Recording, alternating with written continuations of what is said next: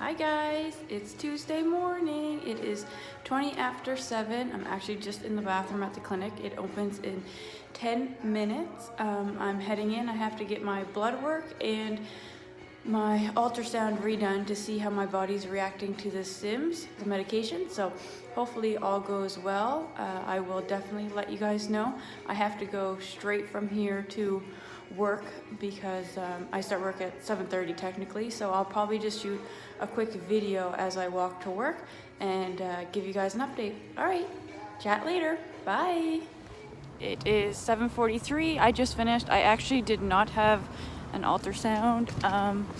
I just had to get blood work, so they're gonna call me with the results hopefully at lunchtime, and I'm headed to work. Chat later. Just on my way home from work. Everything went well. They called me and told me that my numbers were exactly where they wanted them, so I just stopped in and got 2 more days of medication, and I'm going to go back on Thursday for a repeat blood work and then also an ultrasound to see where I'm at. So that's pretty exciting. It is Wednesday at supper time. I just got off work. Didn't have to go do blood work or anything today, but yesterday I took, I have to take 2 antibiotics every day, and I forgot to take one at breakfast. So I took one at supper, and then I waited and took another one at about 11 o'clock last night, and I woke up this morning and I was so nauseous. Could not believe it. I did not throw up, but I was on the brink. I felt awful. So I went to work today, kind of not sure how that was gonna go, but I did eventually come around. I feel much better, so that's good. I'm just gonna have to make sure that I definitely take those antibiotics morning and supper time, because that didn't seem to bother me. So I took one this morning, and I will take one again here shortly. Other than that, I feel pretty good.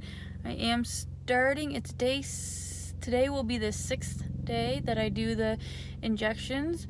I am just starting to feel a little bloated, but that's to be expected, so I am not surprised. I go in tomorrow morning for blood work and an ultrasound, so I will probably shoot another quick little snip then, and then eventually probably the end of the week here I'll add them all together and post away. So alright guys, thanks. Guys, it is Thursday morning. I am at the clinic to get my repeat blood work and ultrasound. I am on day 7 of stims. I'm feeling okay. I was really bloated last night. I don't know if that was related to the stims or what I had for supper.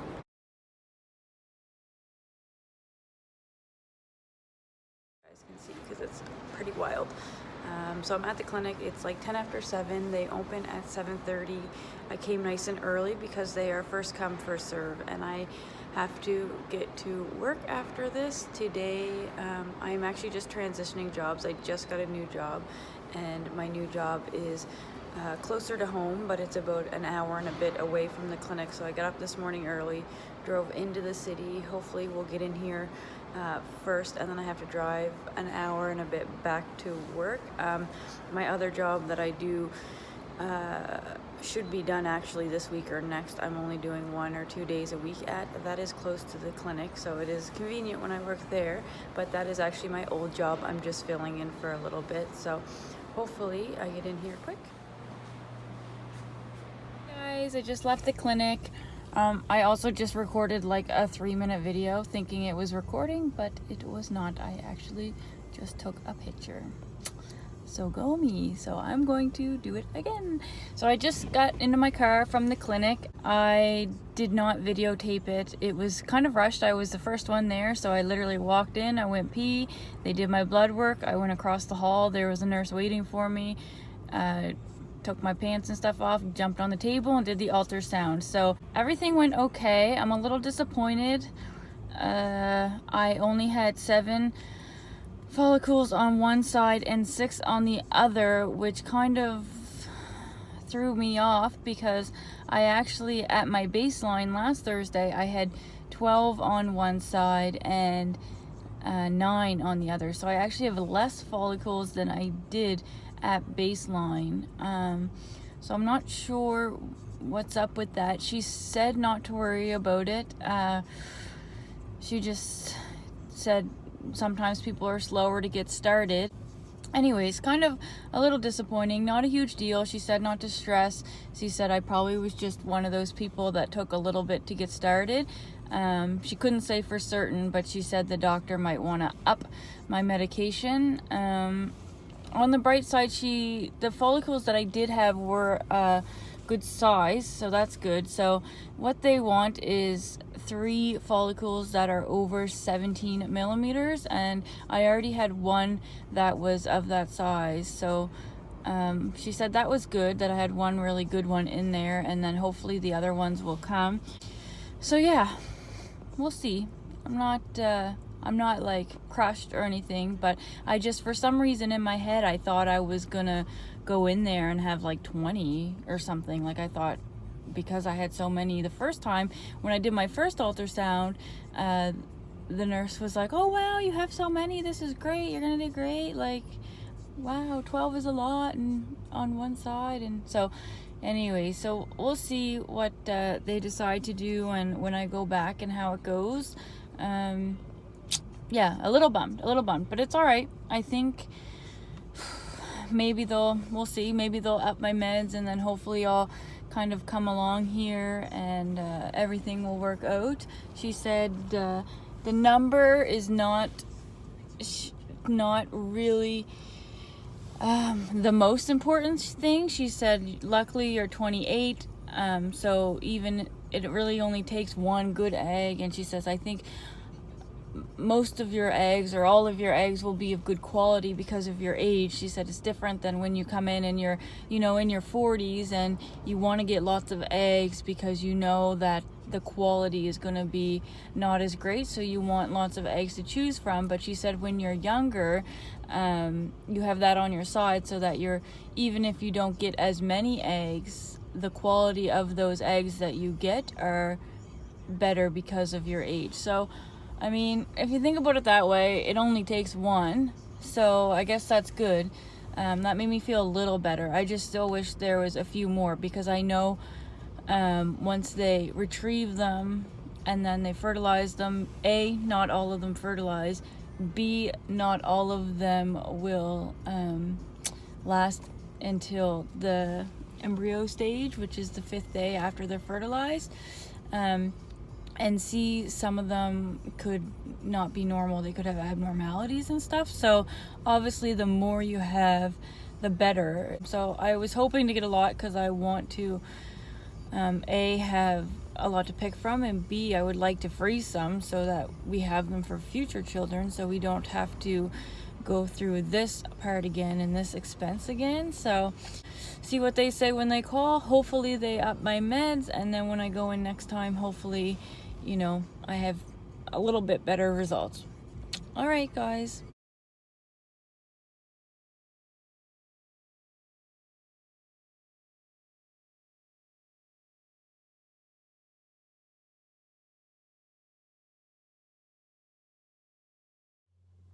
Hi guys, it's Saturday. We just got home from the clinic.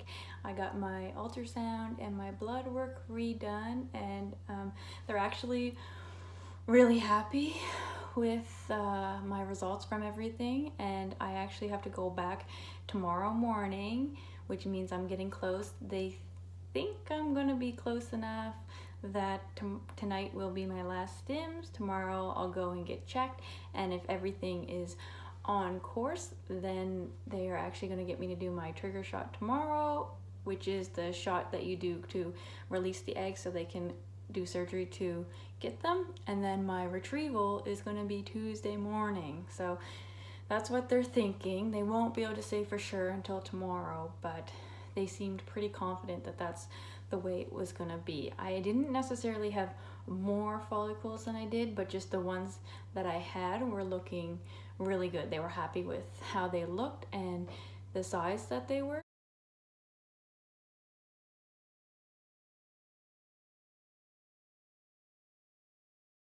So that's good.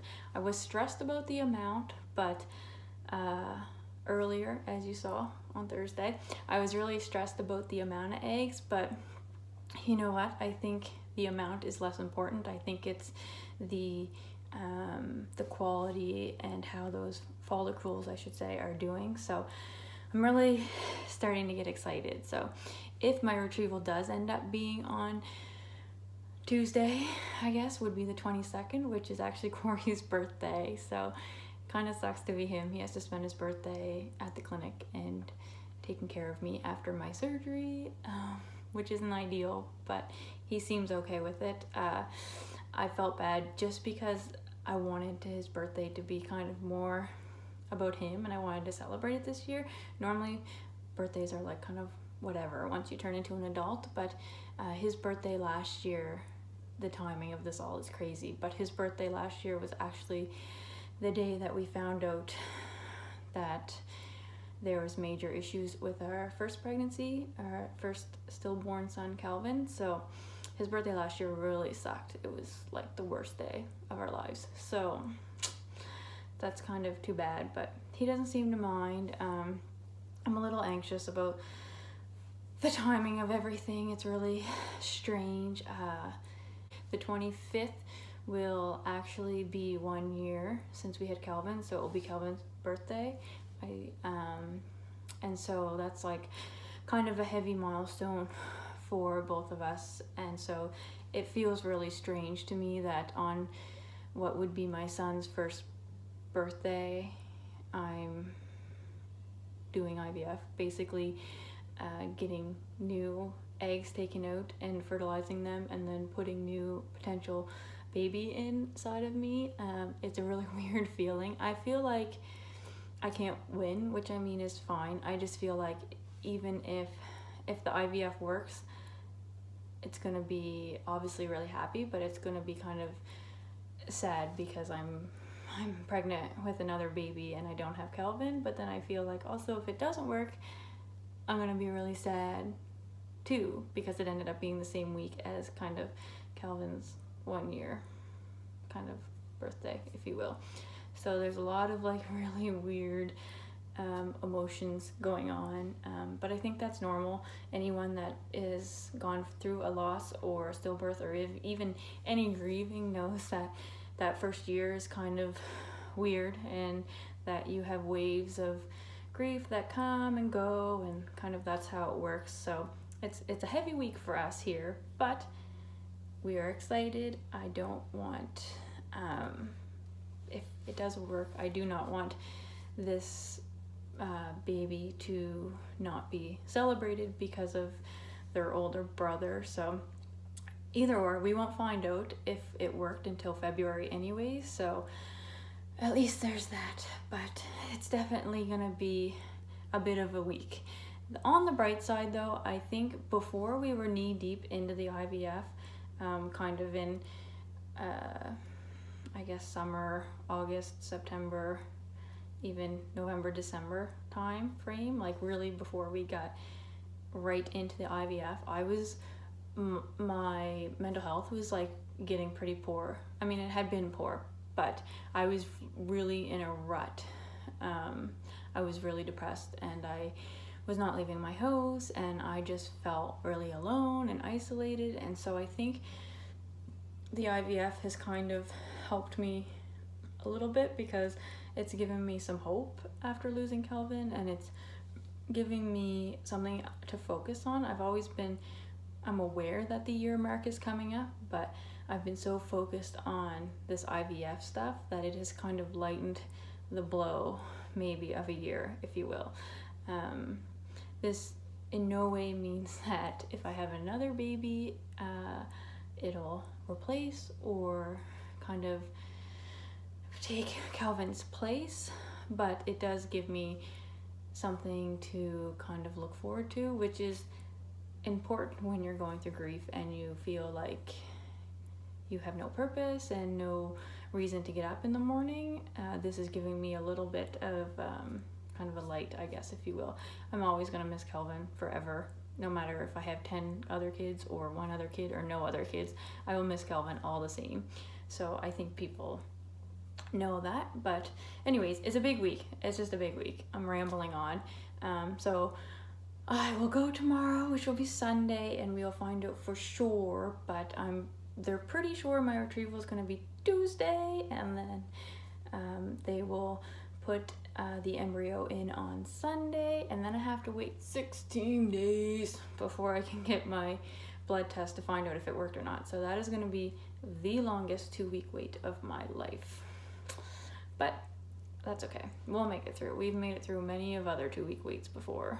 So what's one more? I feel like this one will be worse though, because it's IVF and we have so much invested into it. But that's all right. I am going to let you guys know I am going to do a video on my stims. I've had a few people ask me about stims and how you make, like, how it works, and they're just curious about how that whole process is. And I did kind of show a fast forward version of it the first day I did my stims in my week 1 video, but I didn't explain anything or anything. It just kind of was more showing how I was reacting to my first night of needles. So I will do a stim video. I think I'll do it separately though, because some people might not want to watch that, but I know some people will. So I will do a separate video probably tonight, since it's my last night of doing stims. I will try to do it tonight and kind of explain what I'm doing in the video and just throw that on here separately. I probably won't mix it with a bunch of videos. I'll probably just put that on separately for people that do want to watch it, and then I will let you guys know kind of what's going on. It's getting exciting.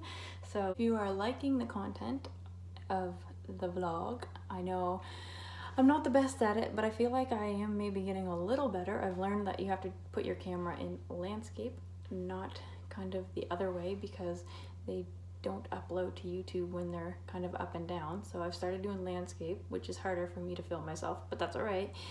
If you're liking the content and you want to continue to follow my journey, I will probably post every Saturday or Sunday kind of in that weekend, and I'm going to continue to do that, I think, and I'll do different topics and stuff. Obviously I won't be going through IVF forever, but kind of we'll see what happens and I'll go from there. I would like to do more videos talking about my stillbirth, because there's not very many videos out there on stillbirth, unfortunately. And I'll tell you, the first thing I did when I came home from having Kelvin was I jumped on YouTube and I looked up vlogs, because that was the only thing that got me through. The only thing was like hearing other people's stories and what they went through. So I might start doing some of those, but the IVF thing is just kind of the big thing in my life right now. So that's kind of what I've been doing. And if you want to continue following my journey and seeing my vlogs, make sure you subscribe, throw a like on there, or